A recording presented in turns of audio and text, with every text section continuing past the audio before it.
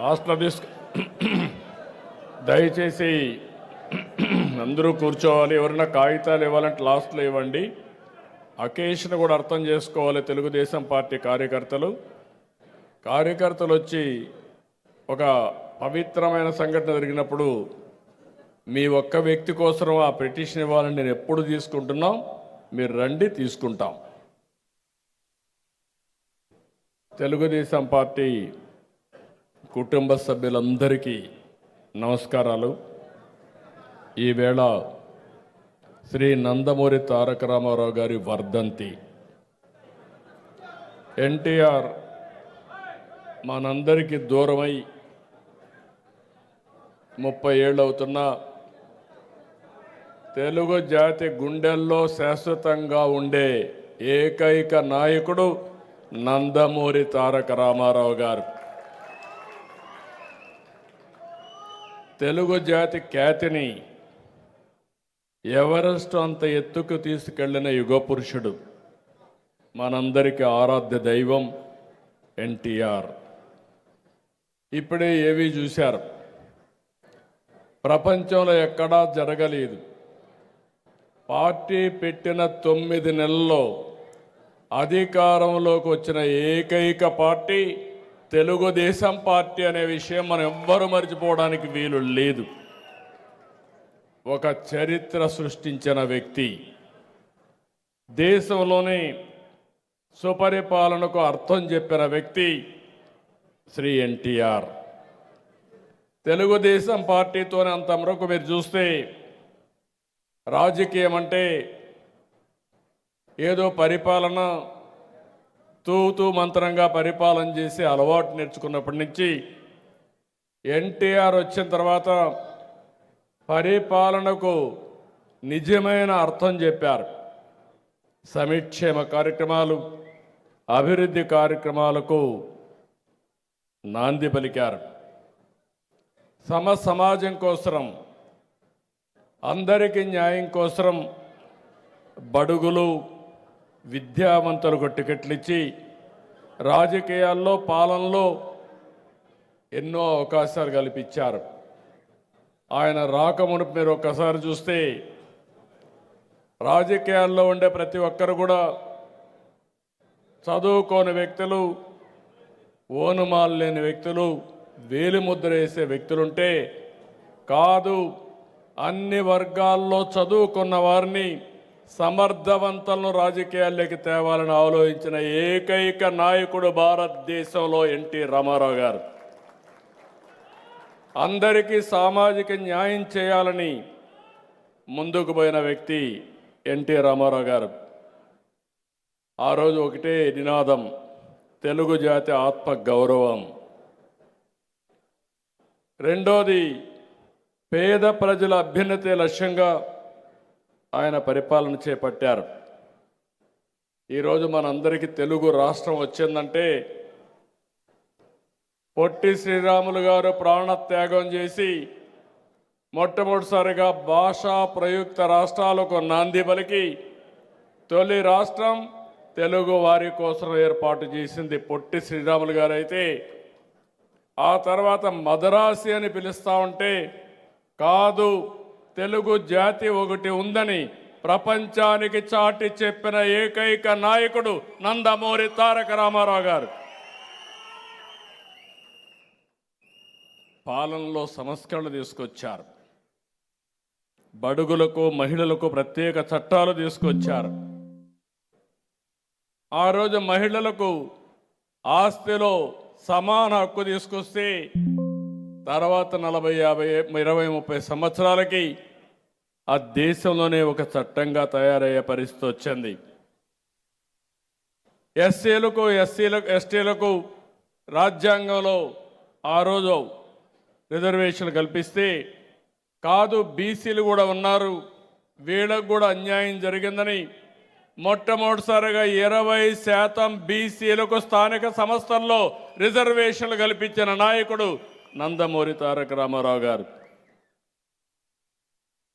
మొట్టమొదటిసారిగా ఆడవారికి, మహిళలకు చట్టసభల్లో ప్రాతినిధ్యం రావాలి, రాజకీయాలకు ప్రవేశం రావాలని ఆ రోజు 9% స్థానిక సంస్థల్లో రిజర్వేషన్లు తీసుకొస్తే దాన్ని నేను వచ్చిన తర్వాత 33% చేస్తే ఈరోజు రాబోయే ఎన్నికల్లో పార్లమెంట్లో శాసనసభల్లో 33% రిజర్వేషన్ల మహిళలు రాబోతున్నాయి.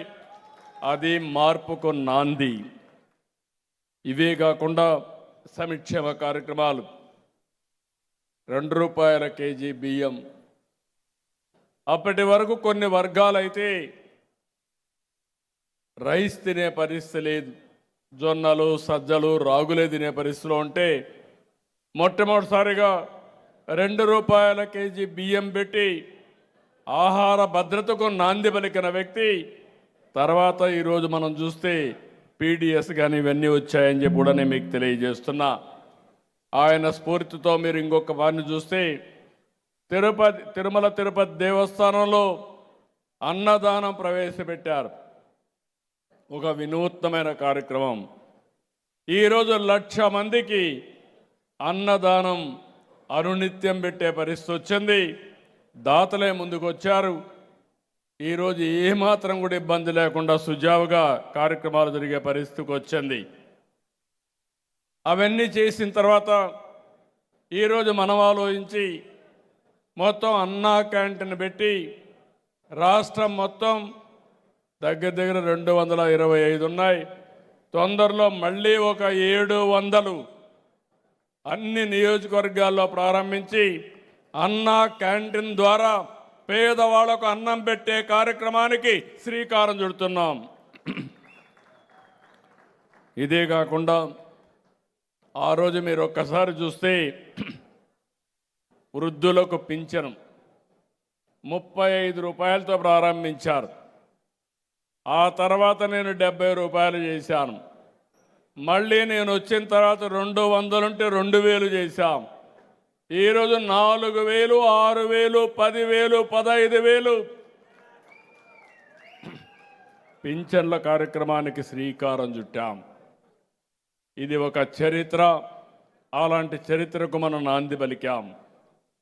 పేదవాళ్ళందరూ ఉంటే వీళ్ళకందరికీ పక్కా ఇళ్ళు లేకుండా ₹500, ₹600 మామూలు గుడిసెలేస్తూ ఉంటే ఆ గుడిసెలన్నీ ఎండలకు ఇదైపోయి వర్షాలు వస్తే ఎగిరిపోతూ ఉంటే కాదు, పేదవాడు ఉండవలసింది పక్కా ఇళ్ళని నినాదమే కాకుండా ఏర్పాటు చేసి చూపించిన వ్యక్తి ఎన్టీ రామారావు గారని చెప్పి నేను మీకు తెలియజేస్తున్నా.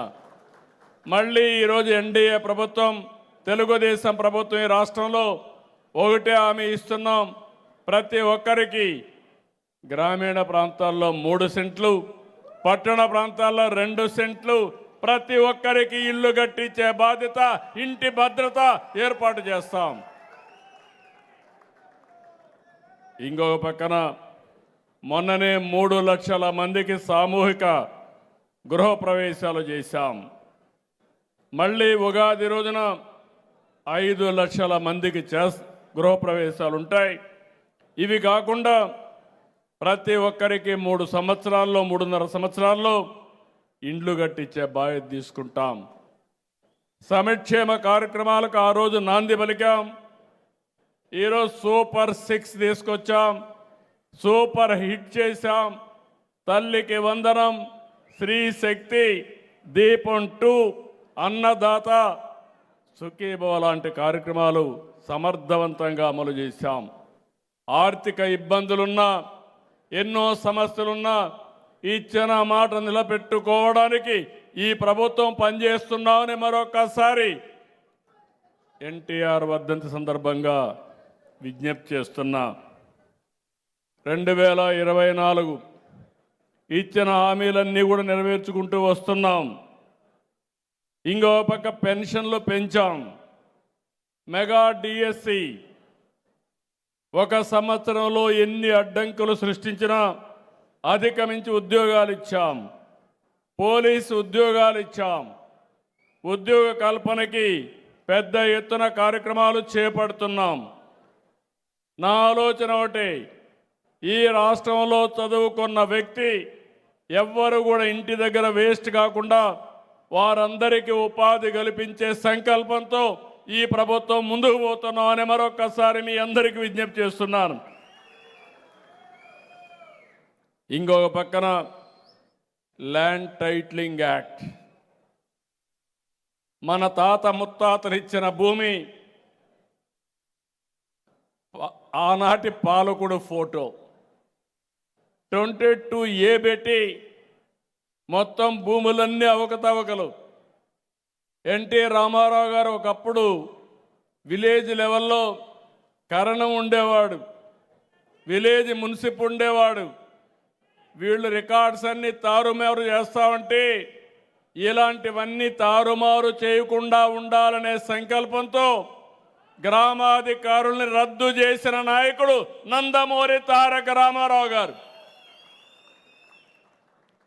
మళ్ళీ ఈరోజు మీరు ఒక్కసారి చూస్తే గ్రామాధికారులు పోయారు, కానీ కొత్త గ్రామాధికారి వచ్చి ప్రజల ఆస్తులు కొట్టేయాలని కుట్ర చేసే పరిస్థితికి వచ్చాడు.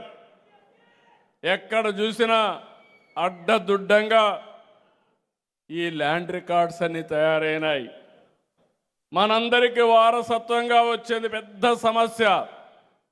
ఎక్కడికి పోయినా పిటిషన్ వస్తే 80% ఫిర్యాదులు ఒక్క ల్యాండ్ మీద వస్తున్నాయంటే ఎంత దుర్మార్గం జరిగిందో మీరు ఆలోచించుకోవాలి. అందుకే ఈరోజు నేను చెప్పాను, ల్యాండ్ టైటిలింగ్ యాక్ట్ రద్దు చేస్తానని చెప్పి మొట్టమొదటిసారి సంతకం పెట్టి రద్దు చేశాం. ఇంకొక పక్కన పట్టాదారు పాసు పుస్తకాల్లో ఆనాటి పాలకుల ఫోటో తీసేసి రాజముద్రతో మళ్ళీ పట్టాదారు పాసు పుస్తకాలకు శ్రీకారం చుట్టాం. సర్వే పగడ్బందీగా చేస్తున్నాం. ఇంకో పక్క బ్లాక్ చైన్ టెక్నాలజీ తీసుకొచ్చాం. QR కోడ్ పెడుతున్నాం.